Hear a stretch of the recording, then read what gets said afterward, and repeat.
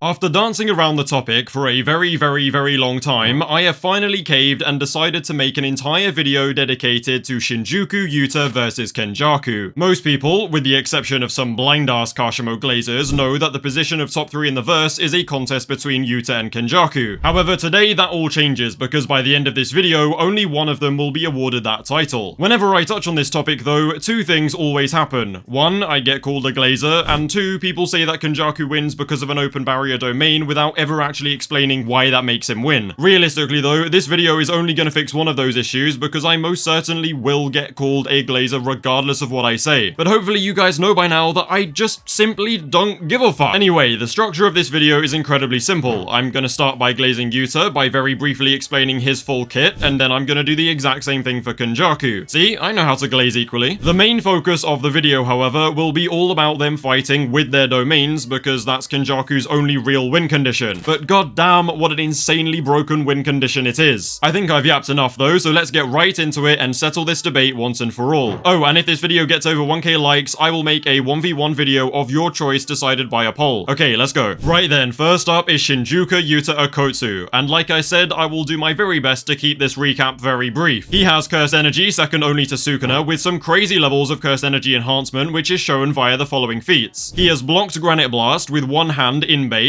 he tanks Thin Icebreaker, he also tanks close range dismantles and a contact cleave to the face from a low output Fraudkiner. He also seems able to match current Yuji in speed and hit hard enough to draw blood and fully rip out Sukuna's second tongue. Base Yuta's Katana AP is also severely underrated as he was able to take Kenjaku's head clean off in one swing. Sukuna also took one look at that katana and decided he was better off catching it with slashes because he did not want to get hit by that shit. And rightly so, because later on in the very same fight, Yuta sliced Sukuna's arm clean off. Many people also like to overlook the fact that Sendai Yuta used his katana to throw a massive blast of raw cursed energy at Kurorushi. His reverse curse technique is simply insane, being one of the 3 sorcerers capable of outputting RCT externally, which obviously means that he can one-shot pretty much any cursed spirit in the verse without breaking a sweat. And speaking of RCT, Yuta actually mastered this ability only a few months after discovering Jujutsu even existed, along with landing a Black Flash on Adult Ghetto. And yeah, that Black Flash is canon, cry about it. My point here is that Yuta truly lives up to his title of Prodigy of the Modern Era by simply being a Gojo level genius with Jujutsu. Again, cry about it. His copy curse technique demands a brain that can analyze and master new curse techniques mid-fight, something that he demonstrated very well against Uro in Sendai Colony. Yuta successfully firing off a hollow purple in Gojo's body is also a criminally underrated feat that even surprised Sukuna despite it taking out his own barrier along with it. Over the time skip, Yuta soul swapped with Gojo for the purpose of fixing his sloppy cursed energy control and also improving his domain refinement to actually be on Gojo's level. Everyone should already know how broken Yuta's domain is though, so I won't waste any time explaining that. Before moving on to Glaze Kenjaku for a bit though, I will give a brief reminder of all the curse techniques that we know Yuta has copied so far. He has Curse Speech, Sky Manipulation, Druv's Shikigami, Clairvoyance, Shrine, Jacob's Ladder, Body Swap, and maybe even Boogie Woogie, but I admit that's headcanon so I won't get into it. Oh, and he also has the literal Queen of Curses with him and a giant laser beam. Sorry, I almost forgot about that amidst everything else he can do. And for the record, this is me trying to keep things brief. I could literally make a full 30-minute video only deep diving Yuta's kit. Anyway though, let's move on to some Kenjaku Glaze. Okay, I won't lie, I did kind of fail in keeping Yuta's section short and sweet, but Kenjaku's section will be much shorter simply because he has less to talk about. With the exception of his secretly modified body swap, Kenjaku has access to 2 curse techniques that we know about, and these are Geto's Curse Spirit Manipulation and Kaori Itadori's Anti-Gravity. However, he mainly uses the curse technique Reversal of Anti-Gravity, which is gravity, because duh. Across his very few fights in the series, he has shown incredible hand-to-hand skill, an amazing battle IQ, insane cursed energy efficiency, and also a very effective reverse curse technique. Where Kenjaku really shines though is his big brain. I mean,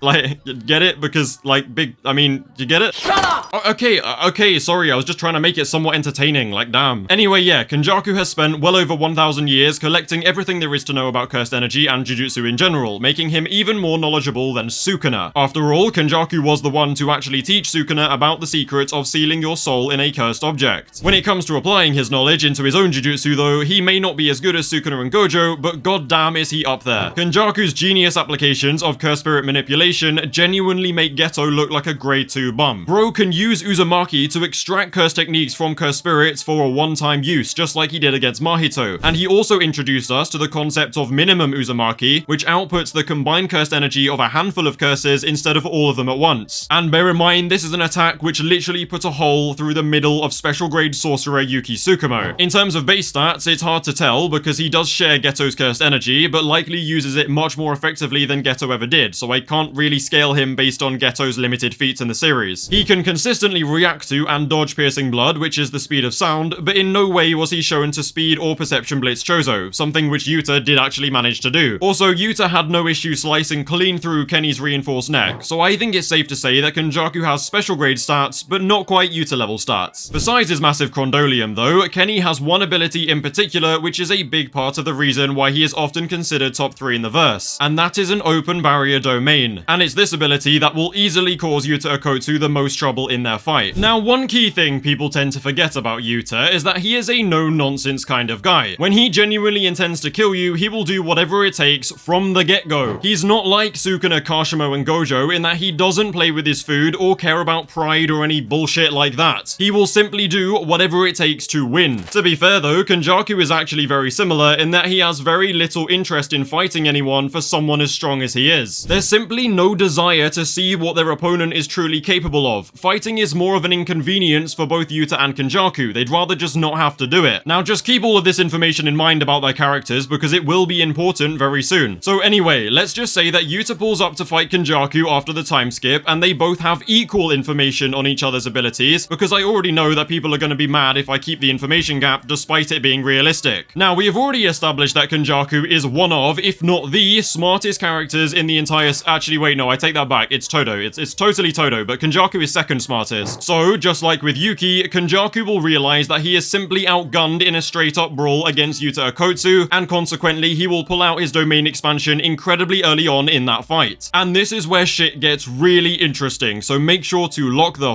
in. What lots of people think will happen is Yuta will counter Kenjaku's domain with his own domain, it will get broken from the outside by Kenjaku's gravity sure hit, and then Yuta will get demolished by said sure hit, leading to Kenny's victory. And since they have never clashed domains before, I do have to accept the fact that this is a genuine possibility, hence why Kenjaku would be Yuta's hardest fight, bar Gojo and Sukuna. However, this scenario is literally the only way that Kenjaku wins this fight, and since it never really happened in the story, I have to account for every possible scenario, not just this one. And we're gonna start by looking at how I think the domain clash would really go down. Now you see, I think way too many people see Kenjaku's open domain and immediately think of Malevolent Shrine. However, all of those people conveniently overlook one incredibly important fact. Kenjaku ain't Sukuna. He can't even remotely compare to Sukuna. Now sure, Sukuna did shatter Gojo's domain from the outside, but he has some insane output and a flurry of slashing attacks are the perfect method for chipping away at a barrier. Kenjaku does not have slashes or Sukuna's output. He just has his gravity. On the other hand, Yuta's barrier is likely as strong as Gojo's thanks to the soul swap training, making it very unlikely to actually break straight away from attacks on the outside, unless he's fighting Sukuna, which he's not. Furthermore, in order to break Gojo's barrier that fast, Sukuna had to massively reduce his range so that it only covered said barrier. And before you start to argue with me, yes, Sukuna did do that in the first clash. I'm literally showing you the panel right now. It happened right here in the first clash. So not only is there no guarantee that Kenjaku has the output to do it instantly, but there's also no confirmation that he is capable of reducing his range at all. Now, sure, you can very validly make the argument that Kenjaku holds the title of second best barrier user for a reason, so obviously he would know how to reduce his effective range. And that is very valid, I'm not gonna lie, but it also works both ways. If we are assuming that Kenjaku can do this based on his statements, then I'm gonna do the exact same thing for Yuta and draw on his statements of being second to Gojo and the prodigy of the modern era. Yuta is an expert in analyzing abilities and replicating them, which is the reason that Gege put so much emphasis on Yuta's analysis of the Gojo versus Sukuna fight. Now, I have no doubt in my mind that he could figure out how to invert his barrier conditions or make a small barrier just like Gojo did. However, I know you guys won't like that, so you know what? We're gonna forget it and pretend it's not possible. I still do not think Kenjaku will be able to break the barrier that fast. He does not have the same sure hit potency as Sukuna, and this is pretty much confirmed by the fact that a 15-finger Malevolent Shrine reduced Maharaga to to literal dust, and Kenjaku's sure hit didn't even properly manage to kill Yuki. It's entirely possible that Yuta's barrier holds out long enough for him to do enough damage inside the domain and make Kenny's domain fail, which will obviously be helped by the fact that Yuta has access to his swords while clashing. Considering that Yuta was cooking a 2-arm Sukuna in his domain, it should mean that he can deal with Kenny in no time at all, considering that this version of Sukuna is still way stronger than Kenjaku. My point is that you cannot base Kenjaku's open barrier effectiveness on Sukuna's effectiveness. They are simply not the same. And because we have never seen Kenny's domain actually clash, it's every bit as valid for me to say that it wouldn't break Yuta's domain instantly as it is for you to say that it would. Anyway, that basically means that the outcomes are currently 50-50, with one going Kenjaku's way and the other going Yuta's. But don't forget, I am giving Kenjaku the benefit of the doubt here by assuming that Jacob's Ladder wouldn't just one-shot him and that Yuta can't mimic the small barrier. Speaking of Jacob's Ladder though, we're now going to look at a possible scenario where Jacob's Ladder is used to completely remove Kenjaku's domain from play. Now, Jacob's Ladder is actually said to be capable of eradicating barrier techniques, which should include open domains because they are still an application of barrier techniques. In theory, if Yuta entered his 5-minute mode and expanded his domain to buy him some time, he should be able to just fire that shit on the core of Kenjaku's domain, causing it to collapse or at least disrupt it enough for Yuta's domain to dominate that space. And once Kenny's domain fails or it gets overtaken by Yuta's, Kenny will burn out, and I think it's safe to say that a techniqueless Kenjaku would get absolutely fried inside of Yuta's domain. I genuinely see no flaws with this plan, but again, people will find a way to just say no you without actually explaining why it wouldn't work. Don't worry though, because I have saved the best scenario for last. Oh, and that's also 2-1 to Yuta, by the way. Are you ready to make it 3? Now, this next scenario is easily my favorite, and knowing Yuta, it's probably the most likely one too. Okay, now remember that stuff I said about Yuta doing whatever it takes to win. Yeah, that's gonna be very important here. It's very simple. Since Yuta knows about the open domain and how they work, it's very unlikely that he will actually try and clash it if he expects to lose. The whole point of open domains is that in exchange for a much larger range, the opponent has the ability to escape, because, you know, it's open. That's like, it's in the word, it's open. Now, I'll be generous to Kenjaku yet again and assume that he can match Sukuna's maximum range of 200 meters. With Yuta Okotsu most definitely being around or slightly above Mark 3 in speed, he should be able to cover 200 meters in less than a second. If he books it the moment he detects Kenjaku's cursed energy spark, hears the chant or sees the hand sign, then he will most definitely make it out of range before it fully forms and activates the sure hit. With 0.2 seconds being considered an abnormally crazy sure hit activation speed, it follows that a normal domain should take slightly longer, especially when it's a domain that has a manual sure hit activation like Kenjaku and Yuta's. And if Yuta makes it out of range, then he can either chuck a Jacob's Ladder back at it, or just wait until Kenjaku simply cannot hold the domain anymore. And I know it's an incredibly cheap and shitty strategy, but like I said before, Yuta simply does not care. He will fight like that if he needs to. I mean, I know all you haters love to call him a Bushcamper and a sneak merchant, so don't go switching up on me now by trying to tell me that he's gonna play fair. Like, come on. If anything, him utilizing the resources available to him by using Todo and Takuba's help is proof that Yuta will play like this. Anyway, that's 3-1 to Yuta. However, I do feel like this video has gone on long enough now, and I think I have made my point very clear. I'm not gonna lie though, I probably could think of a million more ways that Yuta wins this fight. The overall point that I'm trying to make though is that Kenjaku does have one potential win condition against Yuta, but if Yuta can counter that via any way suggested above in this video, then Kenjaku has got literally nothing. Kenjaku has one potential scenario where he wins, and Yuta has at least 3. Therefore, I hereby declare that Yuta Okotsu is the number 3 strongest sorcerer in all of Jujutsu Kaisen. I have most definitely yapped for long enough though, so don't forget to like and sub, feel free to join the Discord and follow me on Twitter, links below. Thank you guys for watching, and to be honest, even if you hated the video and disagree with me, I still love you for watching the video, so take care and I'll see you in a bit.